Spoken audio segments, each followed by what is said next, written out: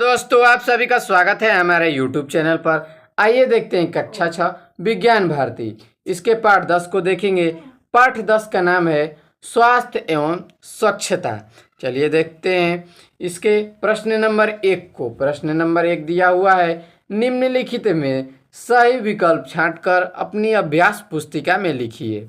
तो देखिए 4 विकल्प दिया गया है, जो विकल्प सही होगा उसे छांटकर अपनी अभ्यास पुस्तिका में आप लिख सकते हैं। देखिए दिया हुआ है पहला क नंबर, व्यक्तिगत स्वच्छता के अंतर्गत आता है। यानी व्यक्तिगत स्वच्छता के अंतर्गत क्या आता है? प्रतिदिन स्नान करना या कूड़े की का सही जगह निस्तारण। निस्तारण का मतलब कूड़े को सही जगह रखना। या 3 नंबर दिया हुआ है, विद्यालय प्रांगण की सफाई करना या वृक्षारोपण करना। तो व्यक्तिगत स्वच्छता के अंतर्गत प्रतिदिन स्नान करना आता है। जो कार्य स्वयं के लिए किया जाता है उसे व्यक्तिगत स्वच्छता करते हैं, जैसे नहाना, स्वयं को स्वच्छ रखना, ये व्यक्तिगत स्वच्छता के अंतर्गत आता है। विश्व शौचालय दिवस कब मनाया जाता है? यानी कि विश्व शौचालय दिवस कब मनाया जाता है? पहला विकल्प है 11 अप्रैल को, दूसरा विकल्प है 19 जून को, तीसरा विकल्प है 19 अगस्त को और चौथा विकल्प है 19 नवंबर को। तो विश्व शौचालय दिवस 19 नवंबर को मनाया जाता है।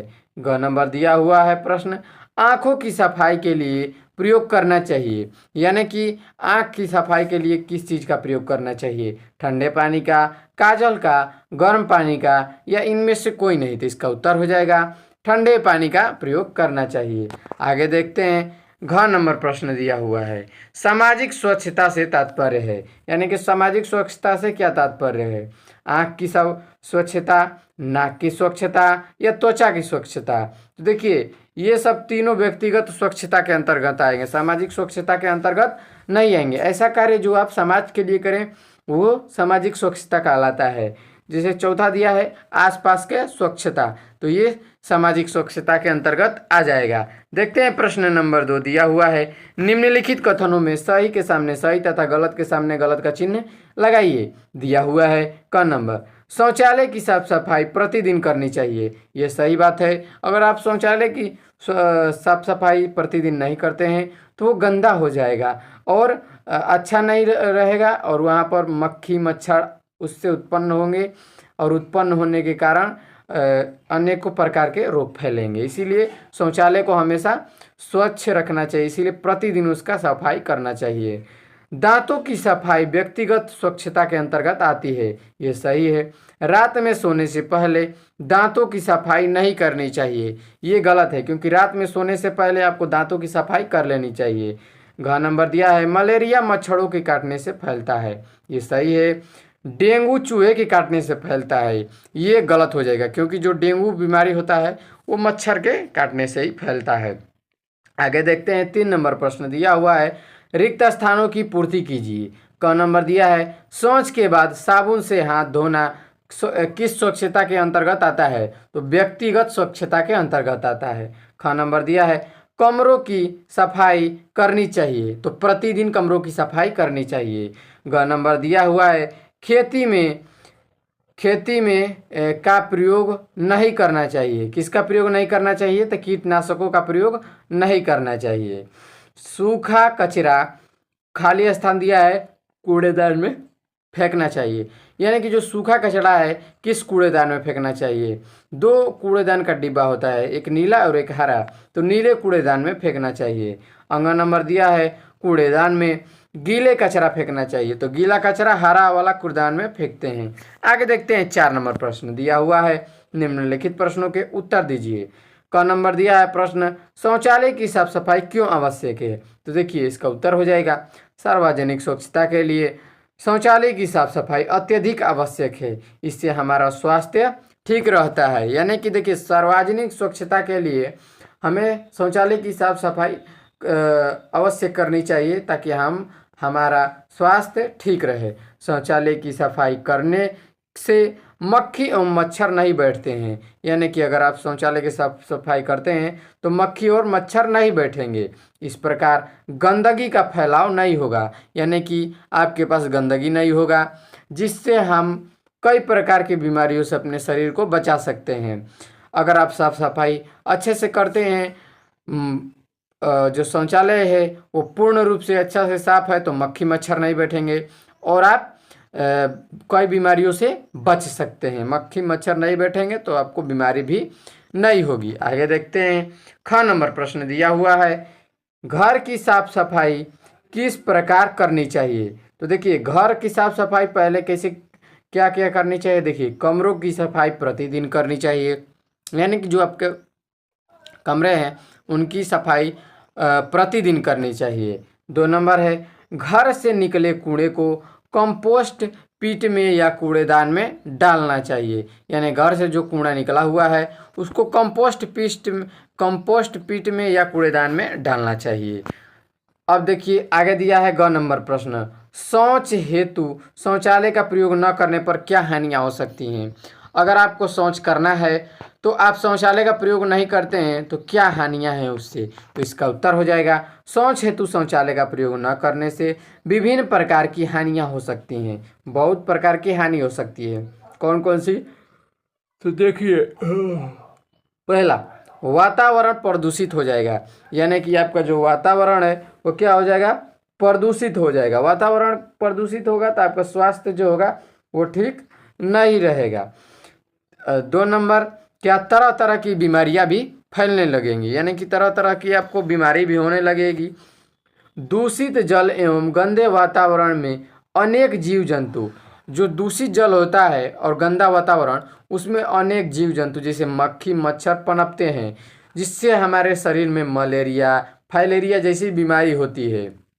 अगर आपका वातावरण शुद्ध नहीं है, अशुद्ध है, तो वहाँ पर जो मच्छर होते हैं वो और मक्खी पनपेंगे, यानी कि जन्म लेंगे। नए नए जन्म लेंगे तो बीमारियां भी नई नई निकलेंगी, जैसे मलेरिया हो जाएगा, फाइलेरिया भी बीमारी हो जाएगा। ऐसी कई प्रकार की बीमारियां हो सकती हैं। आगे देखते हैं। दिया हुआ है घ नंबर, वातावरणीय या सार्वजनिक स्वच्छता का क्या महत्व है, स्पष्ट कीजिए। तो देखिए, सामाजिक स्वच्छता से तात्पर्य आस पड़ोस की स्वच्छता से है। दूसरे शब्दों में आसपास के वातावरण की पूर्ण रूप से सफाई ही सामाजिक सार्वजनिक स्वच्छता है। देखिए, सामाजिक स्वच्छता क्या है कि आपको अपने आसपास की सब चीज़ों को साफ करके रखना चाहिए। यही सार्वजनिक स्वच्छता के अंतर्गत आता है। इसके अंतर्गत गलियों सड़कों की सफाई, नदियों तालाबों व जलाशयों की साफ सफाई, सार्वजनिक स्थल जैसे कि सार्वजनिक स्थल जैसे कौन कौन से हैं, अस्पताल, रेलवे स्टेशन, विद्यालय, पार्क आदि की स्वच्छता आवश्यक है। वहाँ पर कूड़ा आप न फैलाएं और उसको स्वच्छ रखें, यही सार्वजनिक स्वच्छता है। अब व्यक्तिगत स्वच्छता के अंतर्गत आप किन किन बातों का ध्यान रखेंगे। तो व्यक्तिगत स्वच्छता के अंतर्गत क्या क्या बातों का ध्यान रखेंगे, तो देखते हैं। इनके अंतर्गत दैनिक किए जाने वाले क्रियाकलापों जैसे नियमित शौच जाना, वे शौच के बाद साबुन से हाथ धोना, प्रतिदिन दांत मुंह चेहरा व जीभ की सफाई करना, प्रतिदिन स्नान करना, भोजन के पहले एवं भोजन के बाद हाथ धोना, स्वच्छ कपड़े पहनना, नियमित नाखून की सफाई करना आवश्यक है। ये सब व्यक्तिगत स्वच्छता के अंतर्गत आते हैं। आगे देखते हैं। 5 नंबर प्रश्न दिया हुआ है, सामाजिक स्वच्छता। सामाजिक स्वच्छता से तात्पर्य आस पड़ोस की स्वच्छता से है। दूसरे शब्दों में आसपास के पूर्ण सफाई ही सामाजिक स्वच्छता कहलाती है। सामाजिक स्वच्छता क्या होती है, तो आपको आसपास के जितने भी मान लीजिए आपके गली हैं उनको आपको क्या रखना पड़ेगा, आपको जिम्मेवारी बनती है कि आप उसको स्वच्छ रखें। यही सामाजिक स्वच्छता के अंतर्गत आता है। इसके अंतर्गत गलियों सड़कों की सफाई, नदियों तालाबों व जलाशयों की साफ सफाई, सार्वजनिक स्थल में कौन कौन से हैं, अस्पताल, रेलवे स्टेशन, विद्यालय, पार्क आदि की स्वच्छता आवश्यक है। यह हमारा दायित्व है कि हम अपने परिवेश को साफ सुथरा रखें, यानी कि यह आपका कर्तव्य है कि आपका जो परिवेश है उसको आप स्वच्छ रखें और सुंदर रखें, इसको गंदा न करें। यदि कोई व्यक्ति वातावरण को दूषित करता है तो उसे जागरूक करना भी हमारा परम कर्तव्य है। यानी कि कोई ऐसा व्यक्ति है जो हमारे वातावरण को क्या कर रहा है, दूषित कर रहा है, गंदा कर रहा है, तो हमें उसको समझाना यह हमारा कर्तव्य है। उसको समझाना हमारा कर्तव्य है, पहला कर्तव्य। ख नंबर देखते हैं, सूखा एवं गीला कचरा, साग सब्जी व फलों की कचरा, जीवों का मल मूत्र आदि सब गल कर सड़ते रहते हैं, इन्हें गीला कचरा कहते हैं। साग सब्जियों के छिलके, सड़ी गली सब्जियां, खराब फल के छिलके, फलों का रस निकालने के बाद शेष गुद्दा आदि गीले कचरे के उदाहरण हैं। पॉलीथीन, प्लास्टिक की बनी वस्तुएं, रबर की बनी वस्तुएं, टायर, टूटे खिलौने, बिस्कुट, नमकीन आदि खाद्य सामग्री के फाइबर के डिब्बे, पैकेट आदि आसानी से नष्ट नहीं होते हैं। ये सब जो होते हैं जो वो आसानी से नष्ट नहीं हो पाते हैं, इन्हें ही सूखा कचरा कहते हैं। प्रत्येक नागरिक को यह ध्यान रखना चाहिए कि गीला कचरा होता है उसको किस कूड़ेदान में रखें। गीले कचरे को हरे रंग के कूड़ेदान में और सूखे कचरे को नीले रंग के कूड़ेदान में डालें। कंपोस्ट पिट क्या होता है देखते हैं। किसी मैदान में एक गड्ढा खोदें, यानी कि अगर मैदान है तो उसमें गड्ढा खोद लें। इस गड्ढे में सबसे नीचे कुछ महीन कंकड़ बिछा दें, यानी सबसे छोटे छोटे कंकड़ को बिछा दें। इसके बाद विद्यालय व घर से निकला कचरा इसमें डालकर ढक दे, यानी कि आपके विद्यालय से और घर से जो कचरा निकल रहा है उसमें रख के डाल दें। इसे नम रखने के लिए सप्ताह में 1 या 2 बार गड्ढे में पानी डालें, यानी कि उसको नम रखने के लिए गड्ढे में क्या कीजिए आप 1-2 बार हफ्ते में पानी डाल दीजिए।